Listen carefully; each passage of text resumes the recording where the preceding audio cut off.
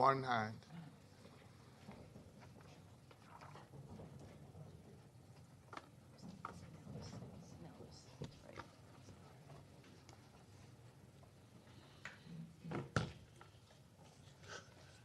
Good evening. Good evening. My name is Martin Hyde. I'm one of the final three candidates running for the two open seats on the City Commission.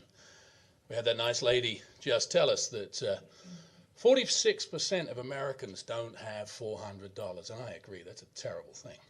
As of today, the city has spent $99,736.58 on legal fees for arbitration on a case which the city lost on the unjustified dismissal of an SPD officer. The current city manager and the current police chief continue to disregard this egregious waste of taxpayers' hard-earned money to pursue their personal vendetta and agenda against the officer in question.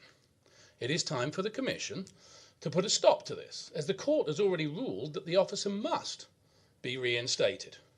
The current city manager and the current police chief have continued to pursue making the officer's return as difficult as possible, as it leaves them with the proverbial egg on their faces.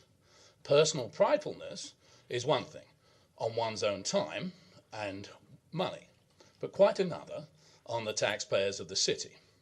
You are the commissioners, and it is your duty to make sure that taxpayers' hard-earned money is used to positive effect and not to massage the ego of highly paid employees.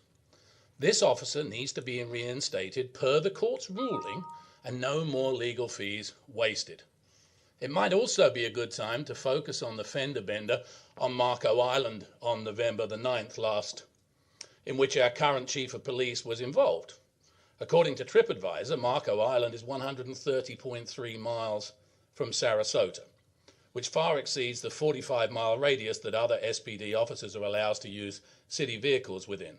Yet I'm told that our current city manager gave a special dispensation to our current chief of police to use her city vehicle on taxpayers' money to visit the home that she's got there on a regular basis. Why that is a good use of taxpayers' fund, you'd have to ask our current city manager. Why neither our $196,000 a year current city manager nor our $150,000 plus a year current chief of police have never invested in property in our city, despite doing so elsewhere, are also questions that you might want to ponder. On a positive note, since my questioning of the free tickets at the Van Wezel, our current city manager hasn't had any more, which tells me either that he feels that the 17 visits on our dime covers his supervisory obligations, or perhaps it's just that he's been busted and he knows he can't do it anymore. Thank you so much. Mrs. Natalini, if you would.